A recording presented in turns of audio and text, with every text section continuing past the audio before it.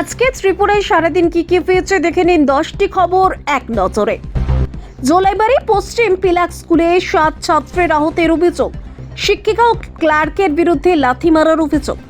ঘটনায় বিক্ষোভ, দ্রুত বিচারের দাবি অভিভাবকদের। 11 দফা দাবিতে শান্তির বাজারে জেল ভরো আন্দোলন, ব্যারিকেড ভেঙে গ্রেপ্তার সিপিআইএম কর্মীরা, পরে ছাড়া পান আন্দোলনকারীরা।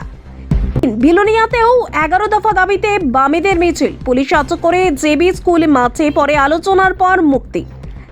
শান্তির বাজারের পতিছড়ি ড্রপগেটে বিধায়কের তহবিলের যাত্রী শেড জঙ্গল আবর্জনায় ভর্তি, স্থানীয়দের ক্ষোভ। দীর্ঘ সময় ধরে জোলাইবাড়ির সামাজিক স্বাস্থ্য কেন্দ্র বিদ্যুৎহীন, নাজেহাল রোগী ও পরিজনেরা।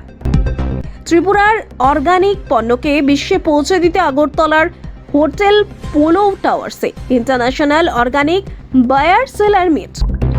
শিক্ষক ও পানীয় জলের দাবিতে সমরেন্দ্রগঞ্জ স্কুলের অভিভাবকদের শ্রীনগর বিলোনিয়ার রাস্তা অবরোধ, 63 ছাত্রের জন্য মাত্র 2 জন শিক্ষক।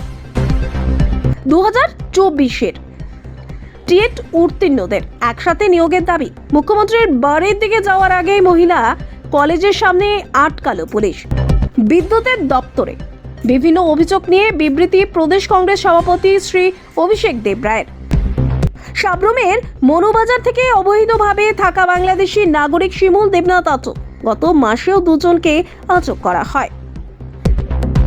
এই ছিল আজকে 10টি গুরুত্বপূর্ণ খবর। বিস্তারিত ভিডিও আপডেটের জন্য চোখ রাখুন অবশ্যই নিট ই নিউজের পর্দায়। পরবর্তী আরও খবর নিয়ে আসছি।